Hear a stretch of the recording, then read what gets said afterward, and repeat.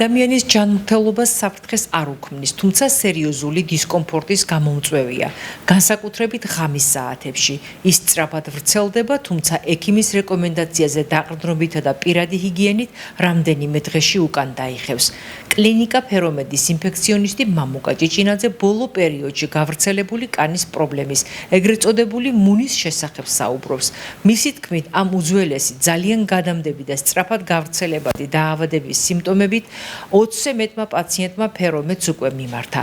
Როგორ ჩნდება და ვრცელდება მუნი და რა უნდა ვიცოდეთ მისი პრევენციისა და მკურნალობისთვის ინფექციონისტის რჩევების სპექტრის მაყურებელს. Ბოლო ინფორმაციით ეს დაავადება ძალიან გახშირებულია, რატო ხდება ასე ცოტა ძნელი სათქმელია, იმიტომ რომ წლების განმავლობაში ეს დაავადება ყოველთვის იყო, მაგრამ ახლა მომატებულია. დაავადება ძირითადად ემართებოდა დაბალი სოციალური ფენის წარმომადგენლებს, იმ ადამიანებს, ვისაც დაბალი ჰიგიენური პირობები ჰქონდა ბინაზე თუ სახლში და თვითონაც არ იღლავდა თავს მაინც და მაინც ჰიგიენური პირობების დაცვით და ასეთი ადამიანების დაავადება იყო ხოლმე. სამწუხაროდ ამ ბოლო პერიოდში შეიცვალა ეს სიტუაცია და უკვე ნორმალური სოციალური პირობების მქონე ოჯახებში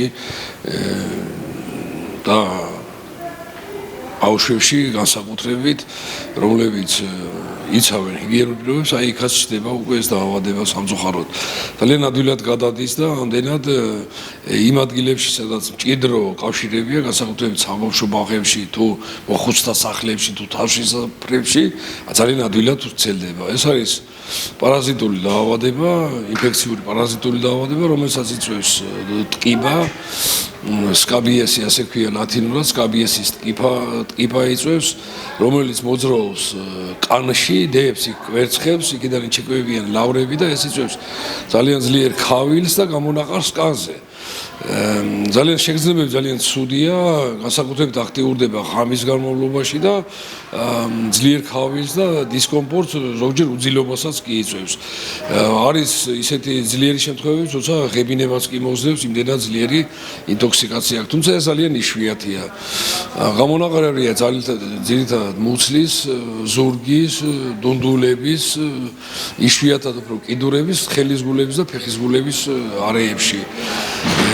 როგორც გითხარით, ბავშვებში უფრო ხშირია და უფრო ადვილად ვრცელდება. ზოგჯერ ბავშვებს თავის არეშიაც აღინიშნება, თუმცა მოზრდილ ადამიანებს თავის არეში პრაქტიკულად არ ხდება. ქალებისთვის ყველაზე უფრო მნიშვნელოვანი ადგილები მკერდის ადგილებია ნაკეცებში და მამაკაცებისთვის სასქესო ორგანოები და ბოქვენის მიდამო. ტკიპა ძალიან ადვილად გადის, აი უშუალოდ კონტაქტში. ანუ თუ ერთი ადამიანი დაავადდა ოჯახში, ძალიან თავისუფლად რამდენიმე დღეს შეიძლება გავრცელდეს ყველა ოჯახის წევრზე. ამიტომ ძალიან საყურადღებოა დავიცვათ ჰიგიენური პირობები. პირველი შემთხვევაში ეს მუნის გამოვლინებას, ანუ ბღერი, როგორც ქართული დასახელება ბღერია. სამეცნიერო დასახელება მუნი. პირველ შეხვედრის შემთხვევაში შეიძლება თვე-ნახევარიც კი მოუნდეს კლინიკური სურათების გაშლას, მაგრამ თუ მეორედ დაემართა ადამიანს, ეს გაცილებით უფრო მალე გამოვლინდება კლინიკურად. კლინიკურად დამახასიათებელია, როგორც გითხარით, ქავილი და განსაკუთრებით ღამის საათებში და კანზე ლაქოვან, კვანძოვანი გამონაყარი, ზოგჯერ ბუშტუკები ჩნდება, წვრილი, მკრთალი, ვარდისფერი ფერის გამონაყარი, როგორც გითხარით, ძლიერი ქავილი ახასიათებს. ადამიანები რადგან იქავებენ, ხშირად რჩება შემდეგ ეს ტკიპები და კვერცხები ნუნებში, ფრჩხილის ძირებში, ამიტომ ხშირად უნდა დაიჭრათ ფრჩხილები, ხშირად უნდა იბანავოთ ის ტასაცმლით და თეთრეულითაც ხდება გადადება, თუმცა უფრო იშვიათად ვიდრე ასე უშუალოდ კონტაქტით. აი მჭიდრო ოჯახური კავშირების დროს. თეთრეული ის ტასაცმელი რაც ადამიანს აცვია, ხო, ყველაფერი უნდა მაღალი ტემპერატურის წყალში გაირეცხოს, ზოგჯერ გამოიხარშოს კიდევაც, გაუთავდეს წელიწლით, ამასობაში ადამიანი პარალელურად მკურნალობას უნდა ეწეოდეს.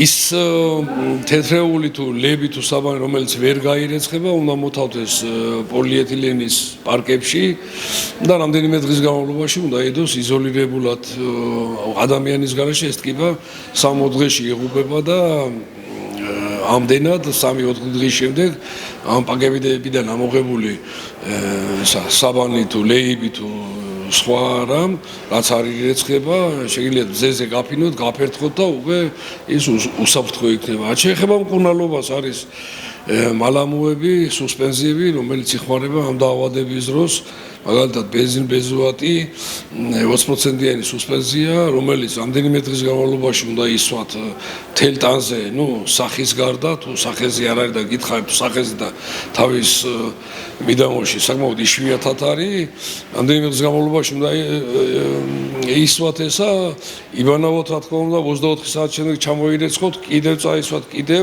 5 დღის განმავლობაში მინიმუმ. ამასობაში რაც გეცვათ და რაც გაცვიათ, ყველაფერი უნდა დაიხარშოს და სინამდვილეში ახალი ჩაიცვათ იმის შემდეგ ამ მკურნალობის შემდეგ. შეიძლება გამეორებას დაჭირდეს, რთული მოსაცილებელია, თუმცა დასამშვიდებლად იმას ვიტყვი, რომ ეს ადამიანის ჯანმრთელობას დიდ პრობლემებს ვერ შეუქმნის. თუმცა შეგრძნებები ძალიან ცუდი და უხერხული დაავადებაა, თავისთავად იწვევს ხავის, განსაკუთრებით კიდე ეთქება ღამის საათებში.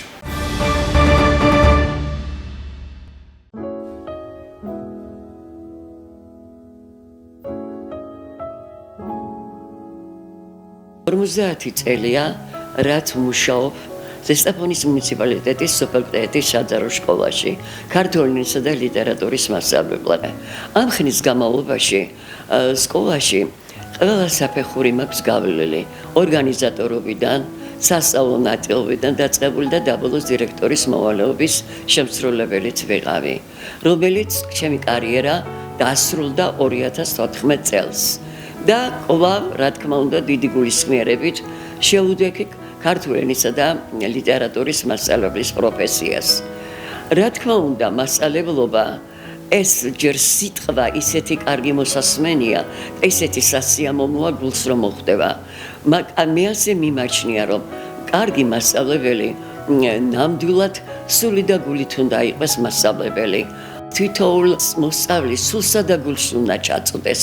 უნდა გაიგოს მისი შინაგანი ბუნება, მისი შინაგანი თვისებები, კარგი უჭირს რამე თუ დალხინებულია, რადგან ჩვენი ბავშვები, მოსწავლეები, მომავალი თაობა ეს მეტად მნიშვნელოვანია. ჩვენი თაობა, რომელიც უნდა აღიზარდოს უდიდესი პატრიოტული სულისკვეთებით, უდიდესი მოყვასისადმი დიდი სიყვარულის გრძნობით და რაც მთავარია, უნდა იზრუნონ რომ შვიდობიან საქართველოს წინსვლისა და განვითარებისათვის. 50 წლის განმავლობაში, რაც მკტეთის საჯარო სკოლაში ვიშრომე მოსწავლე ახალგაზრდობის წინაშე, დავიბრძოლე მათი სწავლა-განათლებისათვის, რომ მიეღოთ კარგი სწავლა-განათლება, ამისათვის ზესტაფონის მუნიციპალიტეტმა და რესურს ცენტრმა გადმომცეს სიგელი სკოლაში წარმატებული მოღვაწეობისათვის და ასევე მომანჭეს დამსახურებული მასწავლებლის წოდება.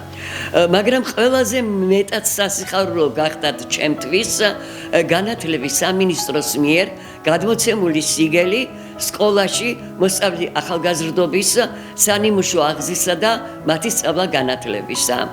კიდევ მეტად სასიხარულო გახდათ, როდესაც განათლების სამინისტრომ 2025 წლის 27 ოქტომბერს მოახდინა დაჯილდოება საქართველოში ღვაწლმოსილი 10 საუკეთესო პედაგოგისა. რაც შემდგომ წლებში, რა თქმა უნდა, ეს ტრადიციულად იქნება ყოველთვის და რაც კიდევ მეტად ძალასა და ენერგიას და ძალისხმევას მოგცემს თითოეულ მასწავლებლებს, რომ კიდევ მეტად ვიბრძოლოთ ჩვენი უკეთესი მომავალი ცხოვრების წინსვლისათვის.